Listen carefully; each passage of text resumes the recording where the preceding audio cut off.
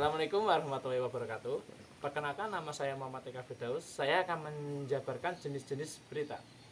Jenis berita terdiri dari 6 bagian, yaitu strike news, investigative news, explanatory news, interactive news, deep news, feature story report. Strike news adalah berita yang ditulis secara langsung mengenai peristiwa. Ditulis dengan memaparkan peristiwa apa adanya tanpa rekayasa.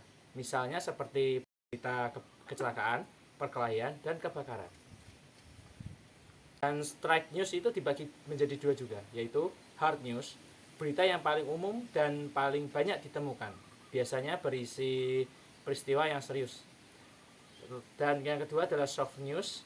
Soft news biasanya berisi peristiwa atau kabar hal yang tidak penting, namun menarik atau unik. Dua, investigative news. Investigative news adalah informasi yang diperoleh wartawan melalui penyelidikan untuk memperoleh fakta yang tersembunyi.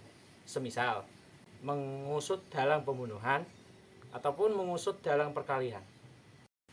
Yang ketiga adalah explanatory news. Itu adalah pengungkapan berita yang berarti berita yang diuraikan secara detail. Misal, menggali secara mendalam kasus pembunuhan. Terus yang keempat adalah interpretive news. Interpretive news yaitu bentuk berita yang penyajiannya merupakan gabungan antara fakta dan interpretasi. Penulisan berita disertai dengan uraian ataupun komentar. Yang kelima adalah deep news. Deep news adalah pengembangan berita berasal dari adanya sebuah berita yang masih belum mengungkapkan dan bisa dilanjutkan kembali. Misal, kisah orang hilang. Oke, yang keenam adalah feature story report. Feature story report itu adalah penyajian berita yang mengabaikan pegangan utama dalam penulisan berita, yaitu 5W dan 1H. Misalnya, berita human interest, kuliner, dan destinasi. Oke, segitu saja penjabaran berita, jenis-jenis berita dari saya. Kurang lebihnya saya mohon maaf.